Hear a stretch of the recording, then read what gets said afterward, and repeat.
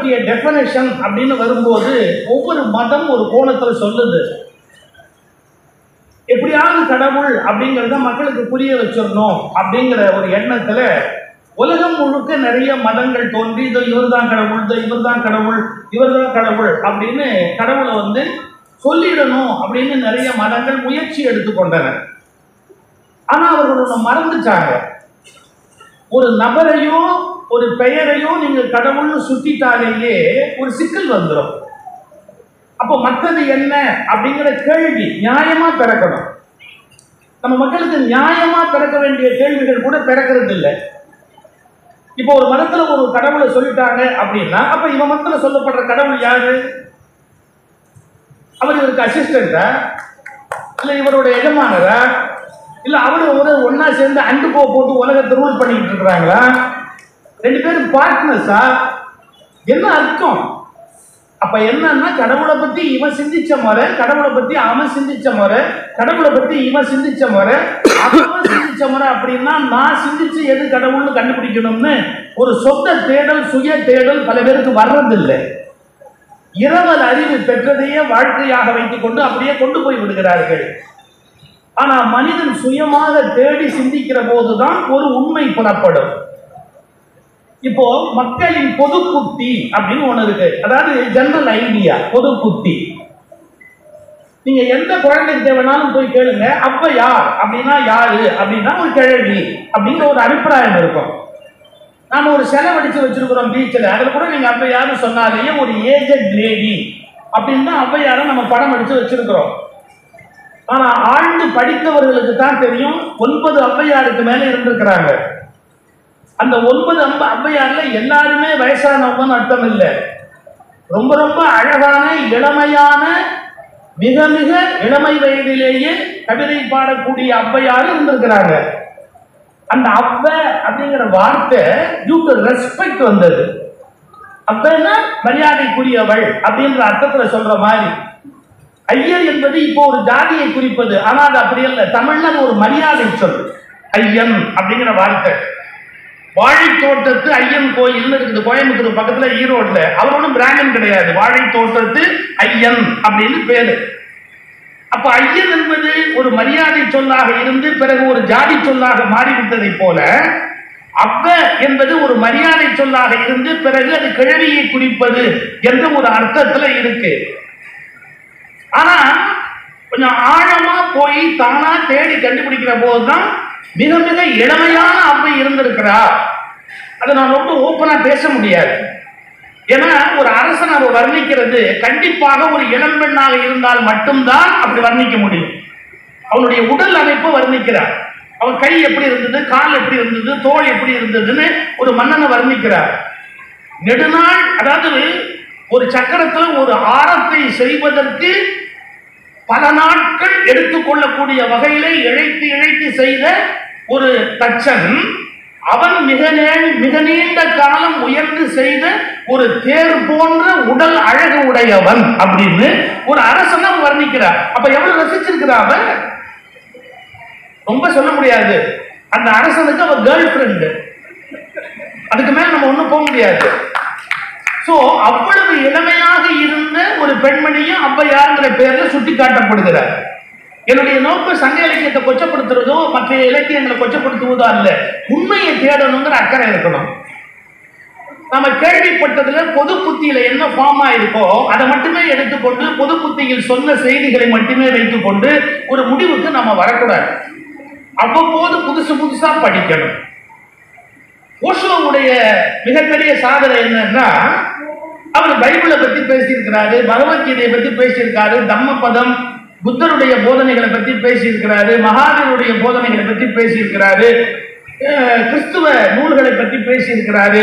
எல்லாத்தையும் பற்றி ஒரு பாட்டுக்கு வரிசையா பேசிக்கிட்டே இருக்காரு. 700 நூல்களுக்கு மேல அவருடைய பேச்சு பதிவாகி நூல்களாக பதிவாகி இருக்கு ஓஷோவுடைய பேச்சுக்கள். ஒரு சார்புடையவராக இருந்திருந்தா ஏதாவது ஒண்ணுலதான் அவரால் நிற்க முடியும். அந்த சார்பை தாண்டி இதுலயும் அதுலயும் அதுலயும் இதுலயும் எது மனித குலத்துக்கு பயன்படும் அப்படிங்கிற ஒரு தேடுதல் உணர்வு அவரிடத்துல இருந்தது. இதை நம்முடைய பழைய மரபுல எப்படி சொல்லி கொடுத்தாங்கன்னா, படிப்பது என்பது என்ன அப்படின்னு கேட்டா கேட்டல், கேள்வினாலே படிப்பு தான். காதால கேட்கிற கல்வி நம்முடைய பழைய கல்வி முறை. புத்தகத்தை எடுத்து படிப்பது பின்னால வந்த முறை, எழுத்தி படிப்பது என்பது பின்னால வந்த முறை. கேட்டல், சிந்தித்தல், கேட்டதை பத்தி சிந்திக்கணும் கொஞ்ச நேரம். கேட்டல், சிந்தித்தல், அதுக்கப்புறம் ஒரு வார்த்தை வச்சா தெளிதல் அப்படின்னு வச்சா. நீ எதை கேட்டியோ எதை சிந்திச்சையோ அதுல இருந்து நீ ஒரு தெளிவுக்கு வரணும். இதுதான் சரியா இருக்க முடியும். ஏன்னா இதெல்லாம் பலரால் சொல்லப்பட்டாலும் அது உண்மையாக இருக்க முடியாது. அது பலர் பல காலமாக சொல்லிக்கொண்டே வந்த செய்திகள். இந்த புத்தகங்களுக்குள் புகுந்து பார்க்கிற போது அந்த செய்தி வரலாற்றோடு பொருந்தி போவதற்கான வாய்ப்பு இல்லை. அதனால் அந்த சிந்தனையை நான் நிராகரிக்கிறேன் அப்படிங்கிற தைரியம், கேட்டல், சிந்தித்தல், தெளிதல், அதன் பிறகு நிட்டை கூடல் அப்படின்னு எழுதலாம். அதை அக்செப்ட் பண்ணி கொண்டு அதை பின்பற்ற தொடங்குவது நிட்டை கூடல் அப்படின்னு. இப்ப என்ன பண்றாங்க பெருவாரியான மக்கள்? கேட்டல் என்ன காதல கேட்டாச்சுன்னா போதும், அது உண்மை அப்படின்னு நம்புறதுக்கு தயாராகிடுறாங்க. எனக்கு அதை பற்றி கூட வருத்தம் இல்லை. அது அடுத்த ஆளுக்கு வேற அனுப்புறாங்க. இவங்களுக்கு அது உண்மையா பொய்யான்னு தெரியாத விஷயத்தை அடுத்த ஆளுக்கு வேற அனுப்பிடுறாங்க. அவங்க ஒரு 1000 பேருக்கு அதை அனுப்பிச்சிடுறாங்க.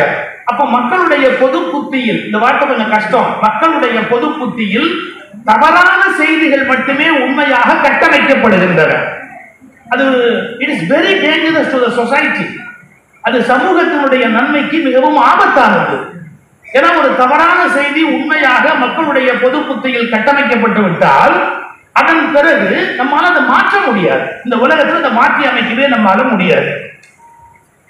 நான் சர்ச்சைகளையோ சண்டைகளையோ அண்மை காலமா விரும்பல. ஜெயகாந்தன் கூட தன்னுடைய நிறைவு காலத்தில் சொன்னார், எவ்வளவு நாள் நான் சண்டை கோழியாகவே இருப்பது, சமாதான புறாவாக இருந்து விட்டு போகிறேன். தன்னுடைய நிறைவு காலத்தில் ஜெயகாந்தனுடைய ஸ்டேட்மெண்ட், எவ்வளவு காலம் நான் சண்டை கோழியாகவே இருப்பது, கொஞ்சம் சமாதான புறாவாக இருந்து விட்டு போகிறேன் அப்படின்னு ஒரு ஸ்டாண்ட் எடுத்தார் லேட்டரா. அது மாதிரி நம்ம எல்லாரோடையும் சண்டை போட்டுட்டே இருக்க முடியாது.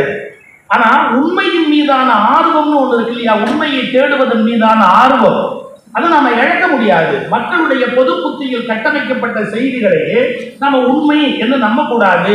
நாம் அதில் நம்முடைய தெளிதல், ஆராய்ந்து சிந்தித்து ஒரு உண்மை இது உண்மை அல்ல என்று பகுத்து பார்க்கக்கூடிய ஒரு திறன் உள்ளவர்களாக தம்மை வளர்த்துக் கொள்ள வேண்டும். இதற்கு என்ன வேணும்? புத்தகங்களை படிப்பது ஒரு நல்ல பழக்கம். ஒரே மாதிரியான புத்தகங்கள் எப்படி சொல்றாங்க, எனக்கு பிடித்த புத்தகங்களை படிக்கிறேன்றாங்க. தவறு. எவன் ஒருவன் தனக்கு பிடிக்காத புத்தகத்தை முழுமையாக படிக்கிறானோ அவனால் மட்டுமே உண்மையை கண்டறிய முடியும். தனக்கு பிடித்த புத்தகங்களை படித்துக் கொண்டே இருப்பவன், தனக்கு பிடித்த புத்தகங்களை படித்துக் கொண்டே இருப்பவன் பைத்தியம் பிடித்தவனாக வேண்டுமானால் மாற முடியுமே ஒழிய தெளிவு உடையவனாக இந்த உலகத்தில் மாற முடியாது. அதனால எனக்கு பிடிக்காத புத்தகம் என்று ஒன்று இருந்தாலும் கூட அது என்ன என்று படிக்கிற ஒரு பழக்கத்தை மனிதன் முதலில் ஏற்படுத்தி கொள்ள வேண்டும். ஏன்? எனக்கு எதிர்த்தரப்பு என்ன சொல்லுது, அங்க இருக்கிற கருத்து என்ன, ஏன் அவர்கள் அப்படி சொல்லுகிறார்கள், அதுல என்ன நியாயம் இருக்க முடியும், இல்ல அதுல என்ன தவறு இருக்க முடியும் அப்படிங்கிறதையெல்லாம் நம்ம யோசித்து பார்க்க. இந்த வாழ்க்கைக்கு ரொம்ப ஆச்சரியகரமானது. நல்ல செய்திகள், நல்ல நுட்பமான சில நிகழ்ச்சிகள் சொன்னோமா, அது ரொம்ப முக்கியம். சுவையான நிகழ்ச்சிகள் சொன்னேன். ஒரு செய்தி சொன்னேன், இந்த வெள்ளத்தின் போது ஒரு கிராமம் எப்படி சாப்பாடு போட்டது அப்படின்னு. நான் ஒரு நிகழ்ச்சி சொல்றேன் கேளுங்க. செப்டம்பர் 11 ஒரு முறை அமெரிக்காவில் இரட்டை கோபுரம் தகர்க்கப்பட்டதுன்னு ஒரு செய்தி ஞாபகம் இருக்கலாம். அந்த காலகட்டத்தில் விமானங்களை எல்லாம் திருப்பி விட்டாங்க. அமெரிக்காவில் வந்து லேண்ட் ஆகாதபடி விமானங்களை எல்லாம் திருப்பி விட்டாங்க. வெவ்வேறு இடங்களுக்கு போய் சொல்லி அமெரிக்காக்குள்ளேயே வரக்கூடாது, எந்த விமானமும் வெளியிலிருந்து வந்து அமெரிக்காக்குள்ள லேண்ட் ஆகக்கூடாதுன்னு திருப்பிட்டாங்க. நீங்க ரயில்ல சொன்ன நிகழ்ச்சி மாதிரி ஒரு விமானம் ஒரு சின்ன எளிய ஏர்போர்ட்ல போய் இறங்குது. அதாவது அது அதனுடைய தகுதிக்கு அது போய் இறங்க வேண்டிய ஒரு சரியான இடத்துல அமெரிக்காக்குள்ள வரல, திருப்பி விடப்பட்டு ஒரு எளிய கிராமத்துல போய் அது நிக்குது. அந்த விமானம் போய் நின்றுடுச்சு. அந்த நாட்டு அரசு சொல்லிடுச்சு, நீங்க இறங்கக்கூடாது, விமானத்தில் இருக்கிற யாரும் கீழே இறங்கக்கூடாது, நாங்கள் வந்து சரியானபடி உங்களுக்கு உத்தரவாதம் அளித்த பிறகு உங்களால் ஆபத்து இல்லைன்னு நாங்க கன்ஃபார்ம் பண்ணதுக்கு அப்புறம் தான் பிளேனை விட்டு இறங்கணும் அப்படின்ட்டாங்க. கிட்டத்தட்ட 8 மணி நேரம் 10 மணி நேரம் அந்த விமானத்துக்குள்ள அவங்க இருக்கிறாங்க. ஆனாலும் உள்ள இருக்கிறவங்களுக்கு டீ தேவைப்படும், தண்ணீர் தேவைப்படும், எளிய உணவு தேவைப்படும்னு அந்த சின்ன கிராமத்துல இருந்து கொடுக்குறாங்க. எவ்வளவு கொடுக்க முடியுமோ அவ்வளவு கொடுக்குறாங்க. ஒரு 7-8 மணி நேரத்துக்கு பிறகு எல்லா சோதனையும் பண்ணிட்டு எந்த ஆபத்தும் இல்லைன்னு அந்த கிராமத்துல அந்த மேல இருக்கிற அத்தனை பேரையும் கீழே இறக்குறாங்க. இப்ப அது என்னன்னா அந்த பெரிய ஹோட்டல்லாம் கிடையாது, அத்தனை பேரையும் தங்க வைக்க முடியாது. மறுபடியும் அமெரிக்காலேருந்து கிளியரன்ஸ் வராம அந்த விமானம் அந்த இடத்தை விட்டு புறப்பட முடியாது. அந்த மாதிரி ஒரு சூழ்நிலையில அந்த உள்ள இருக்கிறவர்களை எல்லாம் அழைத்து எங்க தங்க வைக்கிறது, அவங்களுடைய பள்ளிக்கூடங்கள்ல தங்க வைக்கிறாங்க. இங்க தங்கட்டும், பள்ளிக்கூடங்கள், பொது வீடுகளுக்கு அழைச்சி போறவங்க வீடுகளுக்கு அழைச்சி போங்க. அப்படி என்ன சிக்கல் தெரியுமா? செக்கின் லக்கேஜ்னு மேல ஏத்துனாங்க பாருங்க, அதை யாரும் எடுக்க முடியாது. செக்கின் லக்கேஜ் மேல ஏற்றிட்ட லக்கேஜ் யாருமே இறக்கக்கூடாது.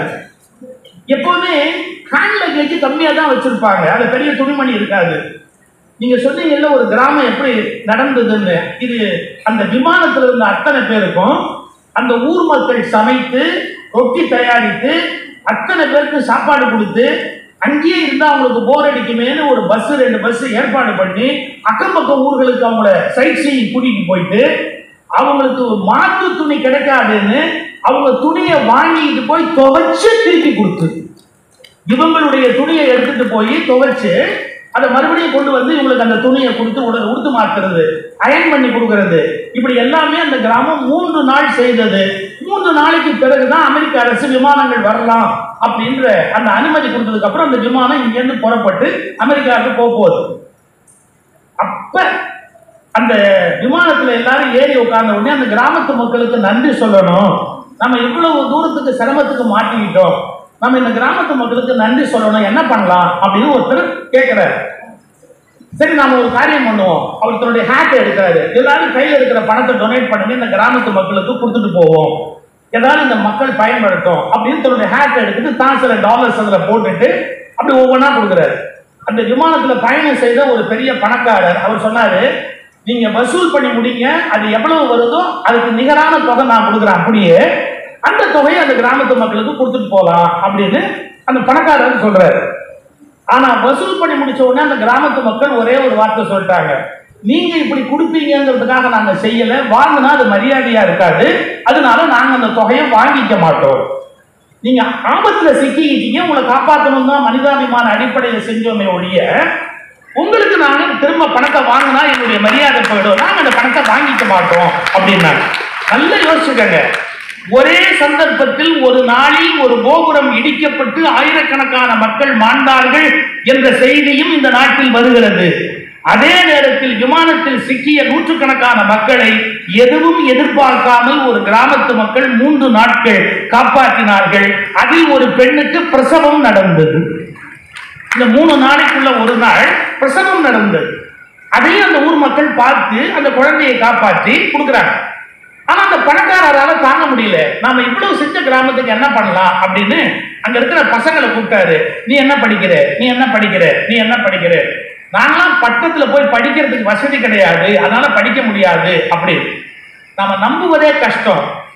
மிக அதிகமான தொகை உடைய ஒரு அறக்கட்டளை அவர் நிறுவி அந்த கிராமத்து பிள்ளைகள் வெளியில வந்து படிப்பதற்கு உரிய ஒரு அறக்கட்டளையை நிறுவி அதன் மூலமா அந்த பிள்ளைங்க படித்து மேல வெளியில வரட்டும் அப்படின்னு அந்த கிராமத்துக்கு அவர் பல கோடி ரூபாய் மதிப்புடைய ஒரு அறக்கட்டளையை ஏற்படுத்தி அந்த கிராமத்து மக்களை படிக்க வச்சார். கொஞ்சம் யோசிச்சு பாருங்க, இந்த நாட்டை மனிதாபிமானம் செத்து போச்சுன்னு சொல்றதா, மனிதாபிமானம் உயிரோடு இருக்குன்னு சொல்றதா? எப்போதும் இந்த உலகம் முரண்பாடுகளால் ஆனது.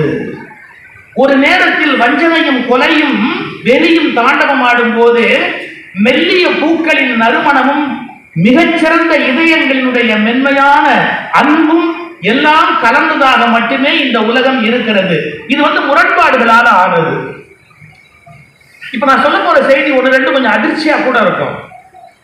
ஜப்பான்ல அணுகுண்டு வீசினார்கள்.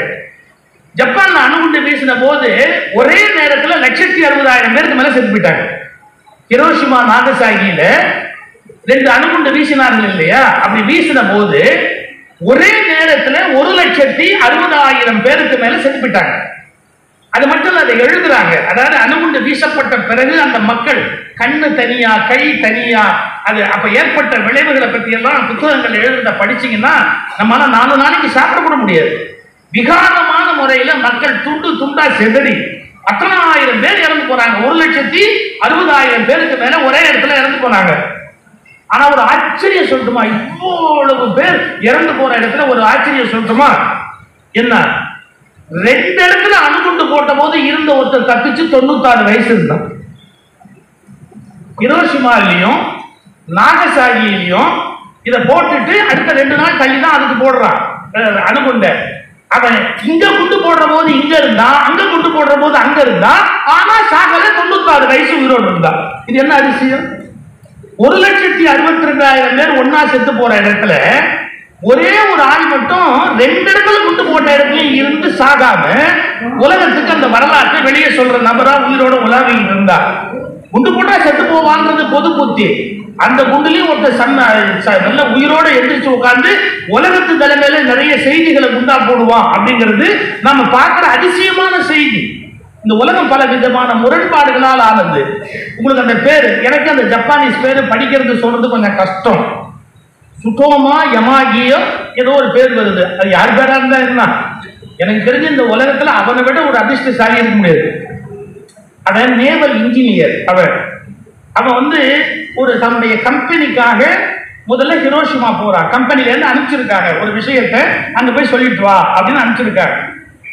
அவன் அந்த ஊர்ல போய் இறங்கி அந்த ஊர்ல போய் அதை சொல்ல போகும்போது அந்த குண்டு வீசி கருப்பு காளான் மாதிரி பெரிய புகையா அது வெளியில வருது. அப்படியே ஒரு காளான் மேல பூத்து வர மாதிரி கரும்புகையா அப்படி மேல பூத்து வருது. அதை பார்த்த உடனே என்னமோ ஆபத்துன்னு அவன் புரிஞ்சுக்கிட்டு அப்படியே திரும்பி ரயில்வே ஸ்டேஷனுக்கு ஓடி வரான். அந்த ஸ்டேஷனை விட்டு ரயில் கிளம்பிடுச்சு. ஓடி தொத்திக்கிட்டு ஏறிட்டான் அந்த ரயில்ல. ஆனா ரயில்லையே பல பேர் செத்து கீழே விழுறாங்க. அதை பார்க்கறான். என்ன நடந்ததுன்னு அவனுக்கு தெரியாது. ஏன்னா அணுகுண்டுவை பத்தி அப்ப உலகத்துக்கு யாருக்குமே என்னன்னு தெரியாது. என்னமோ நடந்திருக்கு, பல பேர் செத்துக்கிட்டே இருக்கிறாங்கிறத பார்க்கறான். அவன் சாகல. ஹிரோஷிமால இருந்து வண்டியில ஏறி அந்த ட்ரெயின் அப்படியே நகர்ந்து கடைசியில் இங்க வந்ததுக்கு அப்புறம் தன்னோட ஊருக்கு போய் தன்னோட கம்பெனி முதலாளி கிட்ட சொல்றான். அப்பெல்லாம் இது மாதிரி தகவல் தொடர்பு சாதனம் கிடையாது. அங்க குண்டு போட்டது அப்படியே அடுத்த செகண்ட் இன்னொருத்தர் யாரும் செல்போன்ல பார்க்க முடியாது. அதனால அங்க குண்டு போட்ட செய்தி இந்த ஊர் மக்களுக்கு இன்னும் வரல, எங்க நாகசாகிக்கு வரல. அவன் அங்க போய் தன்னோட கம்பெனியில முதலாளி கிட்ட சொல்லிட்டு இருக்கிறான், என்னமோ நடந்தது, அந்த ஊர்ல லட்சக்கணக்கான பேர் செத்துக்கிட்டு இருந்தா, அதனால நான் ஓடி வந்து ரயில்ல ஏறி தப்பிச்சுட்டேன் அப்படின்னு. அந்த முதலாளி நம்பாம சொன்னா, நீ வேலை செய்யாம போனதுக்கு பொய்யா ஏதோ சமாதானம் சொல்லிட்டு இருக்கிற, நீ உன் வேலையை ஒழுங்கா செய்யாததுக்கு நீ என்னமோ என்கிட்ட சமாதானம் சொல்லிட்டு இருக்கிற, நீ என்னை ஏமாத்துற அப்படிங்கிறான். இத முதலாளியோட பேசும்போது அவன் கண்ணாடி ஜன்னல் வழியா அந்த பக்கம் பாக்குறான். அங்க ஒரு கரும்புகை தெரியுது பாருங்க. புடிச்சா ஓட்டம், முதலாளி உள்ள நின்னா அவனுக்கு புரியல. இவன் புடிச்சா ஓட்டம், ஒரு வண்டியில ஏறினா எவ்வளவு தூரத்துக்கு காரை ஓட்டிட்டு போக முடியுமோ ஓட்டிட்டு போனா உயிரோட தப்பிச்சுட்டான். ஆனா உயிரோட தப்பிச்சுட்டான் ஒழிய நிறைய நோய்களால் கஷ்டப்பட்டான். அதனுடைய விளைவா நிறைய நோய்களால கஷ்டப்பட்டான். அப்ப ஜப்பானிய அரசு என்ன பண்ணுச்சு இவனுக்கு, அதன் பிறகு எல்லாம் தெரிஞ்ச பிறகு அமெரிக்கா உதவி பண்ணுச்சு. நம்ம தப்பு பண்ணிட்டோம், அந்த மக்கள் மேல தவறாக அந்த குண்டை போட்டுட்டோம், அதுக்கு நிவாரணமா நிறைய பண்ணணும். எப்பவுமே அமெரிக்கா அப்படிதான் பண்ணணும். முதல்ல ஒழிச்சிடும், அப்புறம் வேணுங்கிறதுக்கெல்லாம் காசு கொடுத்துரும். நாங்கெல்லாம் தெரியாம பண்ணிட்டோம், பரவாயில்ல என்ன அப்படின்னு உடனே அதை செஞ்சிருவாங்க. இப்படி தொடர்ந்து தானே செய்வாங்க. அதான் அவங்களுக்கு ஒரு பெரிய ஆச்சரியம். ஒரு சில பேர் 4-5 கல்யாணம் பண்ற பாருங்க, அது மாதிரி அது ஒரு தப்பு பண்ணா அதோட உட்கொள்ளிக்க வேண்டியது. இந்த அமெரிக்கா மன்னிப்பு கேட்டது, நாங்க தெரியாம பண்ணிட்டோம் அப்படின்னு. அது ஜப்பானிய அரசு கிட்ட என்ன ரிக்வெஸ்ட் பண்ணிச்சு தெரியுமா, அந்த ஆளை அப்படியே வாய மூட சொல்லு, வெளியிலேயே பேசக்கூடாது, எந்த பத்திரிகைக்கு இன்டர்வியூ கொடுக்க கூடாது, எந்த மீடியா, அதாவது அந்த காலத்துல இருந்து பத்திரிகை ரேடியோ தான், எதுலையுமே அவன் இன்டர்வியூ கொடுக்க கூடாது. அவன் அப்படியே அமுக்கு. ஜப்பானிய அரசு வேற வழி இல்லை. ஏன்னா ஜப்பானுக்கு வேணுங்கிற எல்லா உதவியும் அமெரிக்கா செய்யறேன்ட்டான். அவன் தப்பிச்சான். என்னுடைய நோக்கம் என்ன தெரியுமா, பொதுவா குண்டு போட்டா சாகணுங்கிறது பொது புத்தியில் பதிந்திருக்கிற ஒரு உண்மை என்றாலும் இதிலிருந்தும் ஒருவன் தப்பி எழுந்து 92 வயது வரையில் வாழுவான் என்பது இந்த உலகத்தின் முரண்பாடோடு கூடிய ஒரு ஆச்சரியம். அப்ப நம்ம இந்த உலகத்தை எப்படி பார்க்கணும், ஏதோ ஒண்ணு பார்த்துட்டதால இதுதான் உண்மை, இதுதான் கடைசி வரைக்கும் உண்மை அப்படின்னு சாதிக்க கூடாது. இதற்கு நேர் எதிர்மாறான ஒரு உண்மையும் இந்த உலகத்தில் இருப்பதற்கு வாய்ப்பு உண்டு. இதற்கு சம்பந்தமே இல்லாமல் இது நடக்காதபடி வேறொன்று நடப்பதற்கான வாய்ப்பு உண்டு. இந்த கிளாரிட்டி திங்கிங் இன்னைக்கு சமூகத்துல குறைஞ்சு போச்சு. எல்லாரும் கட்டமைக்கப்பட்ட பொது புத்தியிலே நிக்கிறாங்களே ஒழிய, கட்டமைக்கப்பட்ட பொது புத்தியை தாண்டி சுயத்தில் சொந்த சூரியனை உள்ளிருந்து தட்டி எழுப்புகிற, சொந்த சூரியனை உள்ளிருந்து தட்டி எழுப்புகிற அந்த அக்னி குஞ்சு அவர்களிடம் இல்லாமல் போய்விட்டது. இவ்வளவு பேர் சொன்னா கூட அது உண்மையா இருக்கிறதுக்கு வாய்ப்பு இல்லை, நான் யோசிக்கிறேன் அப்படிங்கிற அந்த திங்கிங் இன்னைக்கு குறைஞ்சிட்டே போகுது. அதனால்தான் படிக்கணும், படிச்சா போறாது, அந்த படிச்சதை பத்தி நம்ம சிந்திக்கிறதுக்கு பழகணும். புத்தகங்களை படிக்கணும். இது எப்படி உண்மையா இருக்க முடியும்? இதுக்கு மாற்றி இருக்கவே முடியாதா? இதற்கு எதிரான கருத்து உண்மையா இருக்க முடியாதா அப்படிங்கிற கேள்வி உங்களுக்குள்ள இருந்துகிட்டே இருக்கணும். கேள்விக்கு ரெண்டு அர்த்தம் உண்டு. நீங்கள் காதுகளால் கேட்பதும் கேள்வி, எதிர்த்து கேட்பதும் கேள்வி. காதுகளால் உள்வாங்குவதும் கேள்வி, நீங்கள் அதை மறுத்து கேட்பதும் கேள்வி. ரெண்டு கேள்வி இருக்கணும் தான் கடவுள் ரெண்டு காது வச்சாரோ என்னமோ தெரியல. நீ எதை கேட்கலையோ அதை முழுசா நம்பிடாத, அதுக்கப்புறமா அதை எதிர்த்து கேட்கிற ஒரு பழக்கத்தை ஏற்படுத்திக்கொள். இது வந்து ரொம்ப முக்கியம். சிந்திப்பதற்கு பழகம். யாரோ ஒன்று சொல்லிட்டாங்க அப்படிங்கிறதுக்காகவே அது உண்மையா இருக்கணும் அப்படிங்கிற நம்ப வேண்டிய அவசியம் கிடையாது. இப்ப என்ன, கொஞ்சம் சங்கடமான சில செய்திகளை நம்ம முன்னோக்கி போக வேண்டியிருக்கு. நீங்க புத்தகங்களை தேடி படிப்பதில் என்ன நன்மைன்னு நான் சொல்றேன். இப்ப நான் திடீர்னு மதத்துல ஒரு கருத்து சொல்றேன்னு வச்சுங்க, ஏன்னா என்னுடைய பேசிக் ஃபீல்டு ரிலிஜன். நான் மதத்துல ஒரு கருத்து சொன்ன உடனே என்ன பண்ணுவாங்க, என்ன கார்னர் பண்ணுவாங்க. கார்னர் பண்ணி இது பாரு ரெண்டு பேசுறான், அந்த மாதிரியான கருத்து சொல்றான் அப்படின்னு. நீங்க எல்லா புத்தகங்களும் படிச்சிருந்தா மட்டும்தான் சில உண்மைகளை உங்களால விளங்கிக் கொள்ள முடியும். விவேகானந்தர் மிக மிக தெளிவாக சில கருத்துக்களை பதிவு பண்ணார். ஆனா அதை முழுக்க முழுக்க நாம அதை படிக்காம தெரியாம சொல்லப்படுகிற செய்திகளை மட்டுமே நம்பிக்கொண்டிருக்கிறோமே ஒழிய விவேகானந்தர் சொன்ன கருத்துக்களை நானே படிப்பதற்கு தவறிவிட்டோம். ஒரு உதாரணம் சொல்றேன். ராமகிருஷ்ண மடத்திலிருந்து வெளியாயிருக்கு விவேகானந்தருடைய சொற்பொழிவுகள்.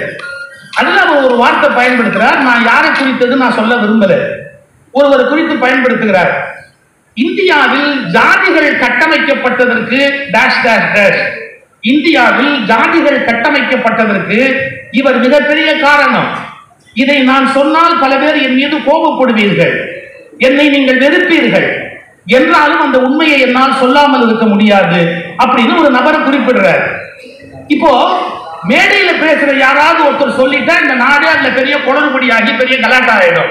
ஆனா அமைதியா நீங்களா போய் விவேகானந்தர் புத்தகத்தை எடுத்து படிச்சீங்க அப்படின்னா, எப்பா நமக்கு ஒரு 100 வருஷம் 150 வருஷம் முன்னாடி இருக்கிற மனுஷன் இதெல்லாம் ஆராய்ச்சி பண்ணி அவர் அந்த கருத்தை சொல்றாருன்னா, அவர் என்ன ஒரு எலெக்ஷனை மனசுல வச்சு பேசுறாரா, இல்லை வேற ஏதாவது உள்நோக்கத்தோடு பேசுறாரா? இல்லையே. அப்ப விவேகானந்தர் ஒரு தேடல், உண்மை தேடல் உள்ளவர் தானே.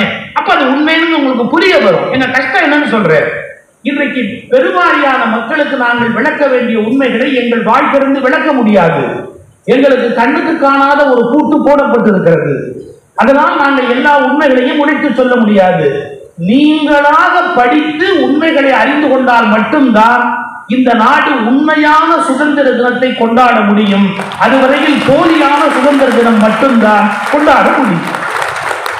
ஏன், யார் ஜாதிகளை கட்டமைத்தா, யார் இந்த நாட்டை எப்படி என்ன மாதிரியாக கையாண்டார்கள், என்ன பிரச்சனை நடந்தது, இதெல்லாம் நான் சொல்ல வேண்டிய அவசியம் இல்லை, அவர் சொல்றார். இது ஒரு பக்கம் இருக்கட்டும். இப்போ வள்ளலார் அப்படின்னு சொன்ன உடனே வள்ளலார சைவ சமயம் சார்ந்தவர்னு சித்தரிக்கிறதுக்கு சில பேர் முயற்சி பண்றாங்க. இன்னொருத்தர் இல்ல இல்ல அவர் சைவத்துக்கு அப்பாற்பட்டவர், திருநீர் அணியாத ஒரு வள்ளலார் அப்படிங்கிற ஒரு படத்தை வச்சு அப்படி கொண்டு போகும்போது பாரு மதத்துக்கு எதிராக ஒரு காரியம் நடக்குது அப்படின்னு குற்றம் சாட்டுறாங்க. இதையெல்லாம் நாங்க விளக்கி பேச முடியாது. ஏன்னா ஏன் விளக்கி பேச முடியாதுன்னா, விபூதி பூசுறவனும் பவர்ஃபுல்லான ஆளு, விபூதி இல்லாம படம் போடுறவனும் பவர்ஃபுல்லான ஆளு, நாங்கெல்லாம் பவரே இல்லாத ஆளு. எங்களுக்கு சிக்கல் என்னன்னு கேட்டா, சும்மா வள்ளலார் நெற்றியில கொண்டு போய் விபூதியை எவன் போடுறானோ அவனும் பவர்ஃபுல்லான ஆளு. அவன் சொல்லக்கூடாது அவர். நம்ம தப்ப நாமளே திருத்திக்குவோம். அது நாமளாவது நம்ம தப்ப திருத்திக்குவோம். மற்றவங்க திருத்தாட்டி போகுது, நாமளாவது நம்ம தப்ப நாமளே திருத்திக்குவோம். அவர் விபூதியை வலுக்கட்டாயமா நெற்றியில கொண்டு போய் போடுவேன் அப்படின்னு போடுறவரும் பவர்ஃபுல்லான ஆளு. இல்லீங்க அவங்க போடாதீங்கன்னு சொல்றவரும் பவர்ஃபுல்லான ஆளு. இந்த ரெண்டு பேர்ல யார் பவர்ஃபுல்லான ஆளுன்னு சொல்றதுக்கு சுப்ரீம் கோர்ட்ல ஒரு பவர்ஃபுல்லான ஆளு உட்கார்ந்து வரை யோசிக்க வேண்டியது. இந்த ரெண்டு பேர்ல யார் நிஜமாவே பவர்ஃபுல்லான ஆளு அப்படின்னு. சோ பவர் ப்ராப்ளம் தான் நடக்கிறதே ஒழிய உண்மை தேடுகிற அக்கறை துளியும் இல்லாமல் போய்விடுகிறது. எவ்வளவு பெரிய கஷ்டம். நீங்க வள்ளலாரை எடுத்து படிச்சிருந்தீங்கன்னா எங்களுக்கு பிரச்சனை இல்லை. வள்ளலாரை எப்படிப்பா கண்டுபிடிக்கலாம் அப்படின்னா, வள்ளலார் ஒரு ஸ்டேஜ் வரைக்கும் பக்தி யோகத்துல இருக்கிறாரு. கண்ட ஓட்டத்து முருகனை பாடுறாரு, அப்புறம் ராமனை பத்தி பாடுறாரு, சிவனை பத்தி பாடுறாரு, எல்லாரை பத்தி பாடுற பக்தி யோக நிலையில தான் டிராவல் பண்றாரு. ஆல் ஆஃப் அ சடன் திடீர்னு யோசிக்கிறாரு. என்ன யோசிக்கிறாரு? அது எப்படி இத்தனை சாமி உலகத்துல இருக்குங்களா? எல்லா சாமியும் ஒரே நேரத்துல வந்து எந்த சாமியை கும்பிடுறது, எந்த சாமியை விடுறது? there are so many questions. யோசிக்கிறாரு. நான் புதிய மதத்தை நிலைநாட்ட வந்தேன்னு டிக்ளேர் பண்றாரு. I am a creator of a new religion சொல்றாரு. என்னுடைய மதம் பழைய மதங்களை சார்ந்தது அல்ல. என்னுடைய 5 திருமுறைகளையும் நீங்கள் தேடிக்கொண்டு என் வழியை பின்பற்ற வேண்டும் என்று அவற்றை நம்பிக்கொண்டிருக்க வேண்டிய அவசியம் இல்லை. நான் கண்ட உண்மைகளை நீங்கள் நேரடியாக அனுபவிப்பதற்கு பழகுங்கள் அப்படின்னு சொல்லி வசனத்திலையும் 6ஆம் திருமுறையிலையும் தன்னுடைய மடை மாற்றங்களையும் மனமாற்றங்களையும் பதிவு பண்றாரு. இதை எடுத்து பேசுவதுங்கிறது அவ்வளவு சுலபம் இல்லை. ஏன்னு கேட்டா அது ஒரு பெரிய கலவரத்தை உண்டு பண்ணும், இல்லாட்டி ஒரு விதமான என்ன சொல்றது பவர் ப்ராப்ளத்தை உண்டு பண்ணும். மக்கள் அறிவாளியா இருந்து அவங்களே புத்தகத்தை படிக்க ஆரம்பிச்சாச்சுன்னு வச்சுக்கோங்க, எது உண்மைங்கிறது உங்களுக்கு தானாவே தெரிய வந்தா இந்த நாடு வளர்வதற்கான வாய்ப்பு இருக்குது. சார், இந்த நாட்டு அரசியல் என்ன சொல்றாங்க, ஒரு எலெக்ஷன்ங்கிறது சார் கோடிக்கணக்கான ரூபாய் செலவு. ஏன் மாற்ற முடியாதா? இப்ப எலெக்ஷன் கமிஷன் ஒரே ஒரு சிம்பிள் அனௌன்ஸ்மெண்ட் பண்ணலாம். என்ன சார், யாரும் ஊர்வலம் மாநாடு கலாட்டா அது இது எல்லாத்தையும் ஸ்டாப் பண்ணிட்டு பேசாம டிவிக்கு வாங்கப்பா, யார் யாரும் அவங்கவுங்க கட்சி எலெக்ஷன் மேனிஃபெஸ்டோ அப்படிங்கறத அப்படியே வரிசையா படிங்கப்பா. நீங்க சொல்லி முடிச்ச உடனே அரை மணி நேரம் கழிச்சு ஜனங்கள்லாம் தேர்தலுக்கு போய் அவங்கவுங்க போடுற ஓட்டை போடட்டும் அப்படின்னு சொல்லிட்டா எலெக்ஷன் இவ்வளவு காஸ்ட்லி அஃபேரா இருக்குமா? இருக்காது. ஏன் நம்ம எலெக்ஷன் கமிஷன் அப்படி இல்லைன்னா, எலெக்ஷன் கமிஷனா இல்லை, அது பியூர்லி செலெக்ஷன் கமிஷனா தான் இருக்க முடியுமே ஒழிய அது எலெக்ஷன் கமிஷனா இருக்க முடியும். நீங்க கான்ஸ்டிடியூஷன் எடுத்து படிச்சு பாருங்க. எலெக்ஷன் நடக்க ஆரம்பிச்ச உடனே எலெக்ஷன் கமிஷனுடைய பவர் என்ன தெரியுங்களா? கலெக்டர் டிரான்ஸ்ஃபர் பண்ணலாம், ஜட்ஜஸ் இன்டர்ஃபியர் பண்ண முடியாது, ஹைகோர்ட் ஜட்ஜ் அவங்களுக்கு ஆர்டர் போட முடியாது. எலெக்ஷன் கமிஷனருக்கு ஹைகோர்ட் ஜட்ஜஸ் ஆர்டர் போட முடியாது. ஏன்? இந்த எலெக்ஷன் கமெண்ட்ஸ் ஆன உடனே எலெக்ஷன் கமிஷனர்ஸுக்கு நம்முடைய இந்தியன் கான்ஸ்டிடியூஷன் கொடுத்திருக்கிற பவர்ஸை படிச்சு பார்த்தா பயங்கரமான பவர் இருக்கு. அதை படிச்ச ஒரே ஒரு ஆளு டிஎன் சேஷன்ங்கிற ஒத்த ஆளு தான். ஆனா அவரை பத்தி நான் ஒரு நல்ல விஷயம் சொல்லணும். அது நல்ல விஷயமா கெட்ட விஷயமா நீங்க தான் யோசிக்கணும். அவர் பிரைம் மினிஸ்டரோட பிஏவா இருந்தாரு. அப்ப எலெக்ஷன் கமிஷன் பேப்பர் அப்படியே கசைக்கு அப்படியே போட்டாரு. எலெக்ஷன் கமிஷனரா போனாரு, பிரைம் மினிஸ்டர் லெட்டரை அப்படியே கசைக்கு அப்படியே போட்டாரு. அப்பதான் நீங்க ஒண்ணு புரிஞ்சுக்கணும், சட்டங்களில் அதிகாரம் இல்லை, தனிநபர்களுடைய திறமையில் மட்டும்தான் அதிகாரம் ஒளிந்திருக்கிறது அப்படிங்கிறது ஒரு ஆச்சரியமான உண்மை. அவர் பவர் எப்படி எக்ஸசைஸ் பண்ணாரு அப்படின்னு கேட்டா, ஏப்ரல் 1000 போட்டுருக்கலாம், எனக்கு கொடுக்கப்பட்ட அந்த அதிகாரம் என்னங்கிறத நான் உணரணும் இல்லையா? அவர் பிரைம் மினிஸ்டர் பிஏவா இருந்த போது எலெக்ஷன் கமிஷன் கண்ணில் கடல விட்டாட்டினாரு, எலெக்ஷன் கமிஷனர் போன உடனே பிரைம் மினிஸ்டர் பிஏ கண்ணில் கடல விட்டாட்டினாரு. இது ஒரு ஆச்சரியமான விஷயம் தான். நான் திரும்ப சொல்றேன், இந்த நாட்டில் எவ்வளவுதான் நீங்க நீதிமுறைகள் ஒழுங்குகள் எல்லாம் எழுதினாலும் அவை புத்தகங்களால் முழுமை பெறுவதல்ல, அதை பின்பற்றுகிற மனிதர்களால் மட்டும்தான் அவை கற்புள்ளவையாக மாறுகின்றன. அவங்க அதை நடைமுறைப்படுத்தினா மட்டும்தான் மாற்றத்தை கொண்டு வர முடியுமே ஒழிய according to such and such section, according to such and such எல்லாம் பேசலாம். ஆனா அந்த நபர்களுடைய அதை பயன்படுத்துவதை பொறுத்து தான் அந்த மாற்றங்கள் நிகழ முடியும். ஒண்ணு நான் வள்ளலாரை நீங்க புரிஞ்சுக்கிறதுக்கு ஒண்ணு சொல்றேன். வள்ளலார் புரட்சிகரமான சிந்தனைகள் சொல்லியது உண்மை என்றால், அப்பதானே சார் அவர் மேல யாழ்ப்பாணத்து ஆறுமுக நாவலர் கேஸே போட்டிருப்பாரு.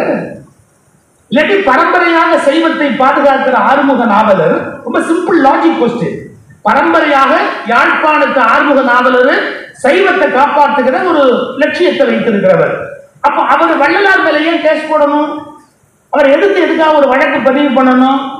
உண்மையிலேயே வள்ளலார் ஒரு சைவ மரபியலை பின்பற்றுவதாக இருந்தால் ஆறுமுகனாக அவர் எடுத்து கேஸ் போட்டிருப்பாரு? போட மாட்டார். Very simple. ஒரு காலம் வரையில் சைவத்தின் மரபியலை ஒப்புக்கொண்டே வந்த வள்ளலார் ஒரு காலகட்டத்தில் மாறுகிறார். அவர் மாறுகிறாருங்கிறத ஒத்துக்கிறதுல நமக்கு என்ன நஷ்டம் இருக்கு? அவரே இல்லை, இதே பிராண்டுக்குள்ள வாங்க, கொண்டாங்கப்பா கொண்டாங்கப்பா. இந்த பிராண்டுல தான் ஏகப்பட்ட பிராண்ட் அம்பாசிடர் அவைலபிளா நிறைய பேர் தான் கையில இருக்கிறாங்களே. நமக்கு சைவம்ங்கிற பிராண்ட் எடுத்தா மாணிக்கவாசகர் இருக்காரு, சுந்தரர் இருக்காரு, அப்பர் இருக்காரு, நமக்கு ஞானசம்பந்தர் இருக்காரு, ஆயிரக்கணக்கான பேர் இருக்காங்க, சேர்த்துடார் இருக்கிறாங்க. என்னமோ அந்த தனியா போய் தனி கட்சி ஆரம்பிச்சா அவரையும் இங்கேயே சேர்த்துருவேன்னா வேண்டாத வேலை இது. சரி, இதுக்கு நாங்க விளக்கம் ஏன் சொல்ல முடியல அப்படின்னு கேட்டா, விளக்கத்தை புரிஞ்சுக்கிற அளவு சக்தி உலகத்துல இல்லை. அப்ப நீங்க என்ன பண்ணிருக்கணும்? ஒரே ஒரு விஷயம் சொல்றேன். வள்ளலார் பேருபதேசம்னு ஒண்ணு பேசுறார். இது என் கடைசி வார்த்தைன்னு சொல்றாரு. இது என் கடைசி வார்த்தை அப்படின்னு சொல்றாரு. அப்ப கடைசி வார்த்தைன்னு சொல்றது அர்த்தம், வில் எழுதுற போது this is my last will எழுதுனா கோர்ட்ல தான் சொல்லும். அதுக்கு முன்ன செல்லு மூத்த சம்சாரத்து பிள்ளைக்கு எழுதியிருப்பான், இது என் கடைசி வார்த்தைன்னு சொல்லி இரண்டாவது சம்சாரத்து பிள்ளைக்கு எழுதிடுவான். கொஞ்சம் யோசிச்சு பார்க்கணும். கோர்ட்டுக்கு போனா எது நிற்கும் அப்படின்னு கேட்டா, this is my last will எதை டிக்ளேர் பண்றானோ அந்த டேட்டு தான் நிற்கும். அது மாதிரி வள்ளலார் சொல்றாரு, இது என் கடைசி வார்த்தை. நான் சொல்லுவதை நீங்க கேட்டுக்கீங்க. என்னுடைய கோயில தேங்காய், பழம், வெத்தலை இதெல்லாம் வச்சு அமங்கலம் பண்ணாதீங்க. அங்க வழக்கமான அந்த பஜனமடம் மாதிரி என்னுடைய கோயில ஆக்காதீங்க. அந்த கோயில்ல திருநீர் கூட கொடுக்காதீங்க அப்படின்னு தன்னுடைய பேருபதேசத்துல வள்ளலார் டிக்ளேர் பண்றாரு. இப்ப எனக்கு தெரியுங்களா, எனக்கு சைவத்து மேலேயோ சன்மார்க்கத்து மேலேயோ வெறுப்போ எதுவுமே கிடையாது. எல்லாமே நல்ல மார்க்கங்கள் தான் ஒவ்வொரு வகையில வந்தது. ஆனா ஒரு மனிதனுடைய உண்மையை கற்பழிப்பதற்கு நமக்கு தகுதி கிடையாது என்பதை மட்டும் நான் சொல்ல விரும்புகிறேன். அந்த மனிதர் வேற ஒரு உண்மைக்கு டிராவல் பண்ணிட்டார். வேற ஒரு உண்மைக்கு, என்ன உருவமற்ற, வடிவமற்ற, பெயரற்ற, பிற ஜாதிகளால் அடையாளம் காணப்படுகிற கடவுள் தன்மையை தாண்டி பொதுத்தன்மையை நோக்கி வள்ளலார் நகர்ந்து விட்டார். அதை அக்செப்ட் பண்ணுமா இல்லையா? நம்ம முடியாது. அவரையும் நான் என் பிராண்டுக்குள்ளேயே தான் கொண்டாடுவேன் அப்படின்னா எங்களால ஒன்றும் பண்ண முடியல. ஏன் என்ன ஒன்றும் பண்ண முடியல? நீங்க புத்தகத்தை தேடி படிக்க பழகிட்டா எங்களுக்கு பிரச்சனை இல்லை. ஏன்னா நீங்களே அந்த உண்மையை கண்டறிஞ்சிருவீங்க. அதுக்கு ஒரே வழி, எந்த செய்தியா இருந்தாலும் வெறும் வாட்ஸ்அப்ல வர்றதை நம்பாதீங்க. 10 புத்தகங்கள் எதிரெதிராக இருக்கிற புத்தகங்களை வாங்கி படிங்க. அப்படி படிக்கும் போதுதான் ஒரு உண்மையை நீங்களாகவே கண்டறிய முடியும். ஏன்னா ஒரு உண்மை மக்களுடைய பொது புத்தியில் கட்டமைக்கப்பட்ட ஒரு உண்மைக்கு மாறான ஒரு விஷயம் அங்கு உண்மையாக இருப்பதற்கு வாய்ப்பு இருக்கிறது. அதை நம்ம புரிஞ்சுக்கணும். சார், ஒவ்வொரு காலத்திலையும் ஒரு விஷயத்துல கேள்வி இருக்கணும். ஏன்னா சீரியஸாவே இருக்கிறேங்கிறதுக்காக விளையாட்டா சொல்றேன். ஒரு பையன் அப்பாட்ட கேட்கிறான், பா, பிரகலாதன் இரண்யகசிபு அப்பா, அவன் இரணியனே நமக அப்படின்னு சொல்றாரு அப்பா. பிரகலாதன் மாட்டேன்ட்டான். நான் இரணியனே நமகன்னு சொல்ல மாட்டேன் அப்படின்னா. நல்ல கவனிங்க, எத்தனையோ வருஷத்துக்கு முன்னாடியே அப்பாவை எதிர்த்து பேசியிருக்கான். அவருக்கு பிரமோதமான இடம் ரிலிஜன்ல கொடுத்துருக்கிறோம். பெருமாளை தூக்கி மடியில வச்சிருக்கிறாருன்னு கதை எழுதி வச்சிருக்கிறோம். அப்பனை எதிர்த்து பேசின ஒருத்தர் ரோல் மாடல் உலகத்துக்கு அப்படின்னு யாரை வச்சிருக்கிறோம்? பிரகலாதனை வச்சிருக்கிறோம். ராமாயண கதை சொல்ற போது எப்படி சொல்லுவோம்? தந்தை சொல் மிக்க மந்திரமில்லை, காட்டுக்கு போன்னு சொன்னா காட்டுக்கு போவேன், வீட்டுக்கு போன்னு சொன்னா வீட்டுக்கு போவேன், ஆட்சியை ஏத்துக்கனா ஏத்துக்குவேன், வேண்டாம் சொன்னா வேண்டாம் இருப்பேன் அப்படின்னு அப்பா வார்த்தை அப்படியே மதிச்சாரு எங்க ராமன் அப்படின்னு அவனையும் நாங்க பெருமையா சொல்றோம். ராமாயணத்துல அப்படி இருக்கு அப்படின்னு. இத பையன் அப்பாட்ட கேட்டான். அப்பாவை பிரகலாதன் மதிக்கல, அவனையும் நீங்க பாராட்டுறீங்க. ராமர் அப்பாவை மதிச்சாரு, அப்பா பேச்ச கேட்டாரு. இப்போ நீ அப்பா, நாங்க உன்னை மதிக்கணுமா மதிக்க கூடாதான்னு கொஞ்சம் கிளியரா சொல்லிப்பா. பிரகலாதன் மாதிரி உன்னை எதிர்க்கணுமா, இல்லாட்டி நாங்க ராமர் மாதிரி உன்னை அக்செப்ட் பண்ணணுமா? அவங்க அப்பா சொன்னாரு, காலம் மாறி போச்சுடா கண்ணு, நீ நானுமே அம்மா பேச்ச மதிக்கிறதா ரொம்ப நல்லது. இப்ப பிரகலாதன் மாடலும் ரொம்ப சிரமம், ராமர் மாடலும் ரொம்ப நம்ம காலத்துக்கு ஏற்ற மாதிரி 2 பேரும் அம்மாவை அட்ஜஸ்ட் பண்ணி போயிட்டு வச்சுக்கோ, வீட்டுல ப்ராப்ளமே இல்லாம இருக்கும்டா கண்ணா. இது ஒரு ஹியூமர் தான், ஆனா யோசிக்க வேண்டியிருக்கு. அந்த முதல் பகுதி சாதாரண கேள்வி இல்லை. என்டையர்லி அவங்க அப்பா சொல்ற விஷயத்தை எதிர்த்து நின்னா பிரகலாதன், அப்ப அப்பாவை எதிர்க்கவே கூடாது, தந்தை சொல் மிக்க மந்திரம் இல்லைன்னா எதுக்கு நின்னவன் ஹீரோ ஆகிட்டாரு இந்த நாட்டுல பிரகலாதன் இல்லையா? ஒரு விஷயத்தை படிக்கிற போது எனக்கு அந்த வார்த்தையை பயன்படுத்துறதுக்காக மன்னிச்சுங்க, மொக்கத்தனமா உள்ள வாங்குறாங்க. என்ன மொக்கத்தனமா? அப்பா கிட்ட கேட்கணுமா கேட்க கூடாது? அப்படி கிடையாது. அப்பா அப்பனா இருந்து சொன்னது நல்லதா இருந்தா கேட்கணுமே ஒழிய, அப்பா அப்பனா இல்லாம சொன்னது தப்பா இருந்தா கேட்க வேண்டியது இல்லை. இப்படி என்னைக்கு ஜனங்க விளங்கிக்க போறாங்க? ஒரு புத்தகத்துல சொல்றதாலேயே அது உண்மை அப்படி அவசியம் கிடையாது. அந்த புத்தகத்துல நல்லது நிறைய சொல்லியிருக்கிறாங்க. அங்கங்க 2 அண்ட புழுகு ஆகாச புழுகு சேர்த்து சேர்த்து விட்டுருக்கிறாங்க. எது புழுகு எது உண்மை பிரித்து காணும். கேட்டல் தெளிதல், ஒரு விஷயத்தை நம்ம தெளியணும். சிந்தித்தல், கேட்டல் சிந்தித்தல், ஒரு சிந்திக்கணும். தெளிதல், அப்புறமா ஒன்னு அக்செப்ட் பண்ணணும். நிட்டை கூடுதல், நிட்டை கூடுதல்னா அதை ஏத்துக்கிறது, பின்பற்ற தொடங்குறது. நிட்டை கூடுதல் அப்படித்தானே ஒரு புத்தகத்தை படிக்கணும். ஒவ்வொரு காலகட்டத்தில் ஒவ்வொரு உண்மைகளை நாம் அதை புரிந்து கொள்வதற்கு பழக வேண்டும். இந்த உணர்வோடு ஒரு நூலை எடுத்து படிக்கிற போது சில உண்மைகளை நாம தேடணும். ஆனா ஒன்று மட்டும் மாறாது. உலகம் உள்ள வரையில அன்பு, இரக்கம், கருணை, பிறருக்கு பிறரிடத்துல மதிப்பு காட்டுதல், இது போன்ற பண்பு நலன்கள் எத்தனை நூற்றாண்டானாலும் மாறவே மாறாது. நீங்க கூட ரொம்ப அருமையா சொன்னீங்க. அதாவது ஒரு உணவு அப்படின்னு வந்தா கூட அந்த உணவுல மனிதத்தன்மை இருக்கிற போதுதான் அது சிறப்பா இருக்குங்கிறதுக்கு ஒரு அழகான ஒரு உதாரணம் சொன்னீங்க. நான் ஒரு இன்சிடென்ட் சொல்றேன் பாருங்க. ஒரு ரொட்டி கையில வச்சிருக்காரு ஒரு குரு. அந்த குரு சிஷ்யர்களை கேட்கிறாரு, இந்த ரொட்டியை எப்படி சாப்பிட்டா நல்லா இருக்கும், இந்த ரொட்டியை எப்படி சாப்பிட்டா நல்லா இருக்கும். ஒருத்தர் சொன்னா இல்ல பட்டர் வெண்ணெய் தடவி சாப்பிட்டா பிரமாதமா இருக்கும். இன்னொருத்தர் சொன்னா ஜாம் தடவி சாப்பிட்டா பிரமாதமா இருக்கும். இன்னொருத்தர் சொன்னா இல்ல உள்ள ஏதாவது வச்சு உருளைக்கிழங்கு ஏதாவது வச்சு டோஸ்ட் பண்ணி சாப்பிட்டா ரொட்டி பிரமாதமா இருக்கும். இந்த ரொட்டி எப்ப நல்லா இருக்குன்னு ஒவ்வொருத்தரையா கேட்டுக்கிட்டே இருந்தார். ஒரே ஒரு பையன் சொன்னான், அதெல்லாம் இல்லைங்க, நம்ம எல்லாரும் சேர்ந்து சாப்பிட்டா நல்லா இருக்கும். விஷயம் ஒண்ணுதான், அதெல்லாம் வெவ்வேறு கருத்து சொல்றான். ஆனா உண்மையான மனிதத்தன்மை என்பது என்னன்னா, என்ன இருக்கோ அதை எல்லாரும் சேர்ந்து சாப்பிடலாம்னு நினைக்கிறது தான் உலகம் உள்ள வரையில நிற்கக்கூடிய பண்பாடான செயல். இதை கேட்ட குரு ராமகிருஷ்ணர் பதில் சொன்ன சிஷ்யம் விவேகானந்தர். அதை நீங்க புரிஞ்சுக்கணும். அது எதுவாக வேணா இருக்கலாம், நம்ம எல்லாம் சேர்ந்து சாப்பிட்டா நல்லா இருக்கும், அவ்வளவுதான் எனக்கு தெரியும் அப்படின்றார். இது எதுக்கு சொல்ல வரேன்? அந்த பொருள்ல ஏதோ ஒரு ருச்சி இருக்கு அப்படிங்கறத தாண்டி அந்த பொருளை நம்ம எல்லாரும் சேர்ந்து ஒருத்தருக்கு ஒருத்தர் சாப்பிடுற போதுதான் சுவை வரும் அப்படின்னு. இப்போ திருப்பாவை அப்படின்னு உடனே அது ரிலீஜியஸ் லிட்ரேச்சர் அப்படின்னு கோடு போட்டு நான் அப்படி சொல்றது தப்பா நினைக்காதீங்க. மற்ற மதத்தை சார்ந்தவங்க படிக்க மாட்டாங்க. ஏன்? அது ஒரு மதம் சார்ந்த இலக்கியம். அதே மாதிரி வேற ஒரு மதம் சார்ந்த ஒரு இலக்கியத்தை இந்த ஒரு இந்து கிட்ட கொண்டு போய் அதெல்லாம் வெவ்வேறு மதத்தில் நம்ம படிக்க வேண்டிய அவசியம் இல்லப்பா அப்படின்பாங்க. கிடையாது. கான்செப்ட் தான் முக்கியம், அதுக்குள்ள சொல்லப்பட்ட செய்தி தான் முக்கியம். இப்ப திருப்பாவையை சொல்லும் போது இப்ப நான் சொன்ன பாருங்க ஒரு உதாரணம், சேர்ந்து சாப்பிட்டா நல்லா இருக்கும்னு. இது ஆண்டாள் ஒரு வார்த்தையில சொல்றார். இந்த பொங்கல் வச்சுட்டு அந்த முந்திரி பருப்பு போட்டா நல்லா இருக்குமா, பாதாம் பருப்பு போட்டா நல்லா இருக்குமான்னு சொல்லல. கூடி இருந்து குளிர்ந்தேலோர் எம்பாவாய்னா, அதுல கூடி இருந்துங்கிற வார்த்தையை நீங்க கோடு போட்டுக்கணும். என்ன? 10 பேர் சேர்ந்து சாப்பிட்டா சந்தோஷமா இருக்கும். அப்ப அந்த கூடுதல் அப்படிங்கிற வார்த்தைக்கு என்ன பொருள்னா, எல்லாரும் ஒன்னா உட்கார்ந்து நீ சாப்பிட்டியா நீ சாப்பிட்டியா நீ சாப்பிட்டியான்னு கேட்டு அதுலதான் ருசி இருக்கே ஒழி அதுல இருக்கிற வெள்ளத்திலேயோ அதுல இருக்கிற பாலிலேயோ அதுல இருக்கிற முந்திரி பருப்புலயோ பெரிய ருசி இல்லை. எல்லாருமா சேர்ந்து சாப்பிட்டோங்கிறது தான். நான் இப்ப கேட்கறேன், தப்பா நினைக்காதீங்க. எத்தனை பேர் வீட்டுல அப்பா பிள்ளைங்க சேர்ந்து சாப்பிடுறாங்க? வா எல்லாரும் சேர்ந்து உட்கார்ந்து சாப்பிடலாம் அப்படி. சார் மன்னிக்கணும், நம்ம என்ன வேணாலும் ஏழ்மையில இருக்கலாம், சாப்பிட கூட வசதி இல்லாம இருக்கலாம், இல்ல ரொம்ப ரிச்சோ விதவிதமான உணவா கூட இருக்கலாம். இந்த உணவை அப்பா அம்மா குழந்தைங்க எல்லாரும் ஒன்னா உட்கார்ந்து ஆளுக்கு கொஞ்சம் அப்படி எடுத்து சாப்பிடுற போது கிடைக்கிற சந்தோஷத்தை எவ்வளவு பெரிய உணவா இருந்தாலும் கடவை சாப்பிட்டுக்கிட்டு தனியா உட்கார்ந்து சாப்பிட்டா கிடைக்காது.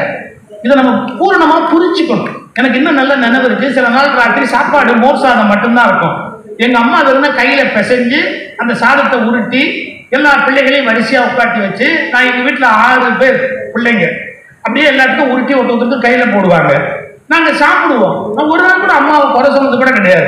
இது என்ன ஒரு சாப்பாடு, அது நீ மோர் சோறு போடுறியே அப்படி கேட்டதே கிடையாது. ஆனா இப்ப ஸ்விக்கிலையும் ஜொமேட்டோலையும் ஆர்டர் பண்ணி 40 ஐட்டம் வந்தா கூட எந்த பிள்ளைகளும் சந்தோஷமா இருக்கிறதா தெரியல. ஏன் இல்லைன்னா சேர்ந்து சாப்பிடுற பழக்கம் போயிடுச்சு. கதவை சாத்திக்கிட்டு அவன் தனித்தனியா திங்கிற பழக்கம் இன்னைக்கு உலகத்துல வளர்ந்து போயிடுச்சு. அந்த கூடி இருந்து குளிர்ந்துங்கிறதுலதான் மகிழ்ச்சி இருக்கு அப்படிங்கறத நம்ம கண்டுபிடிக்கணும். சேர்ந்து சாப்பிடணும் அப்படிங்கிற அந்த உணர்வு மனசுக்குள்ள வர வேண்டும். இப்படி அந்த உணர்ச்சி பூர்வமான முறைகள் பெரிய மாற்றங்கள் உலகத்துல வராது. ஆனா அறிவுபூர்வமான அணுகுமுறைகள் என்பது உலகத்துல மாறிக்கொண்டே இருக்கும். சரி, நான் நீண்ட பல செய்திகளை உங்களுக்கு அப்படி இப்படிமா விளக்கி கொண்டே போனா மணிக்கணக்கா சொல்லலாம். நான் உங்களுக்கு 3 கோரிக்கை வச்சேன், அதை மட்டும் நினைவுல வச்சுக்கோங்க. பொது புத்தியில் கட்டமைக்கப்பட்டவை உண்மை என்று நம்பாதீர்கள். உங்கள் சொந்த சூரியனை உள்ளிருக்கக்கூடிய அறிவை முழுமையாக பயன்படுத்தி அதில் எது சரி எது தவறு என்பதை கண்டுபிடியுங்கள். 2, நீங்களாக புத்தகங்களை தேடி படிக்கிற பழக்கத்தை வளர்த்துக் கொள்ளுங்கள். காரணம், எல்லா உண்மைகளையும் இன்றைக்கு வெளிப்படையாக பேச முடியாது. ஒரு மெல்லிய பூட்டு எல்லாருடைய நாவிலும் போடப்பட்டிருக்கிறது. அதனால் நீங்களாக உண்மைகளை படிக்க பழகிவிட்டால் அவற்றை பேசி சிக்கலுக்கு உள்ளாக வேண்டிய கஷ்டம் எங்களுக்கு இல்லை. நீங்களாகவே உண்மைகளை கண்டறிந்து விடுவீர்கள். எனவே புத்தகங்களை படியுங்கள். அதில் 3வது சிபாரிசு, பிடித்த புத்தகங்களை மட்டும் படிப்பது என்பது நூலை வாசிக்கிற வழக்கம் அல்ல. பிடிக்காத புத்தகங்களையும் முழுமையாக படிக்கிற பழக்கத்தை தயவு செய்து ஏற்படுத்திக் கொள்ளுங்கள். இந்த 3 மெசேஜ் நான் உங்களுக்கு இன்னைக்கு இது வரைக்கும் எடுத்து சொன்ன அந்த செய்திகள். இப்போ மனித வாழ்க்கையில பல பேர் எவ்வளவோ துன்பங்களை அனுபவிக்கிறோம். நான் வரும்போது கூட ஒருத்தர் சொன்னார், ஓஷோவை பத்தி நீங்க நிறைய சொல்றீங்க, ஆனா ஓஷோவை இன்னும் ரொம்ப ஒரு பக்கம் கேவலமா சொல்றவங்களும் இருக்கிறாங்க. ஆனா அந்த ஓஷோவுடைய பல செய்திகளை மக்களுக்கு ஏற்ற வகையில் நீங்க ஏன் ஒரு புத்தகம் எழுதக்கூடாது அப்படின்னு ஒரு யோசிச்சார். புத்தகம் எழுதலாம், வித்தா தானே. எதை இவ்வளவு பெரிய கண்காட்சியை போட்டு அரசு பாடுபட்டு எவ்வளவோ கஷ்டப்பட்டா கூட 10 புத்தகம் 15 புத்தகம் விற்கிறது ஒரு பெரிய சிக்கலா இருக்கு இந்த இருக்கிற சூழ்நிலையில. அது வேற ஒரு கதை. அதுதான் நாங்கள் வேற ஒரு டெக்னிக் வச்சுருக்கோம். பள்ளிக்கூடத்துலையோ காலேஜ்லையோ பேச கொடுத்தா இத்தனை புத்தகம் நீங்கள் வாங்கினாதான் உங்கள் பள்ளிக்கூடத்துக்கு பேச வருவோம் அப்படின்னு. நாங்கள் வேற வழி இல்லையே, எப்படி நாங்கள் எப்படி உயிரோடு இருக்கிறது?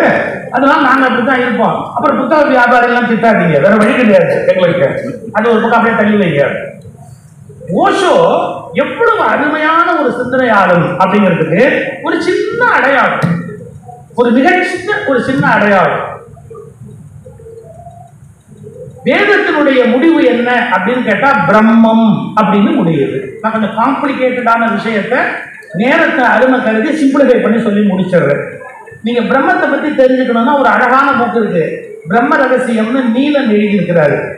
ஏன்னா அவர் விருப்பு வெறுப்பு இல்லாம தேடி கருத்துக்களை பதிவு பண்ணி பிரம்ம ரகசியம்னா என்ன அப்படிங்கறத பத்தி ஒரு அழகான புத்தகம் எழுதியிருக்காரு. வாய்ப்பு இருந்தா அதை படிச்சு பாருங்க. அவருக்கு எனக்கு எந்த கமிஷன் கொடுக்கல் வாங்கலாம் இல்லை. அந்த புத்தகத்துக்கு பர்சன்டேஜ் எல்லாம் எனக்கு ஒண்ணு இல்லை. நான் படிச்சு ரசிச்ச புக்கு, அதனால சொல்றேன், அவ்வளவுதான். அவர் நானும் ஒரே ஜாதியும் இல்லை. இன்னைக்கு அது வேற பெரிய பிரச்சனையா இருக்கு. அவர் என்ன ஜாதின்னு எனக்கு தெரியாது, நான் என்ன ஜாதின்னு எனக்கு தெரியாது, நான் என்ன ஜாதின்னு எனக்கு தெரியாது. தள்ளி வச்சிருக்கேன், அது தள்ளி வச்சிருக்கேன். பிரம்மம் அப்படிங்கிறது தான் வேதத்தினுடைய மொத்த சாரம். அதுலேயே நம்ம மக்களுக்கு தெரியாது. நான் கொஞ்சம் புரிய வைக்கிறதுக்காக கொஞ்சம் பேசுறேன், தப்பா நினைக்காதீங்க. இந்த யூடியூப்ல கோயில்ல பூஜை பண்றாங்க பாருங்க, அந்த கோயில்ல பூஜை பண்றவங்களையும் வைதிகமான புரோகிதம் பண்றாங்க பாருங்க, அவங்களையுமே ஒரே வார்த்தையில குறிப்பிடுறாங்க. ஒரு குறிப்பிட்டதா கிடையாது. அவர்கள் வகுப்புல பிரிக்கப்பட்ட முறையில அது வேறு ஒரு வகையான வர்ணம், வேறு ஒரு வகையான பிரிவின் கீழ வருது. கோயில்ல பூஜை பண்றவங்க, நம்ம ஊர் கோயில்ல பூஜை பண்றவங்க அவங்க வேறு. அவர்களுக்கு சிவபிராமணர்கள்னு பேரு. அதை தவிர நான் சொன்னா நீங்க அதிர்ச்சி அடைவீங்க. எப்படின்னா, ஃபார்வர்ட் கம்யூனிட்டிங்கிற லிஸ்ட்ல கூட வராம பேக்வர்ட் கம்யூனிட்டிங்கிற கோட்டால அவங்க வேலை வாங்க முடியும். எம்ஜிஆருடைய பீரியட்ல சௌந்தர கைலாஸ் அம்மா அவங்களுடைய முயற்சியினால, பல பேருக்கு வரலாறே தெரியாது, எம்ஜிஆர் அவருடைய பீரியட்ல சௌந்தர கைலாஸ் அம்மாவுடைய முயற்சியினால பேக்வர்ட் அப்படிங்கிற கம்யூனிட்டியில அவர்கள் தங்களை பதிவு பண்ணாங்க. ஸோ நீங்க வேலை சலுகை மற்றதெல்லாம் வாங்கும் போது அவங்களால வாங்கிக்க முடியும்.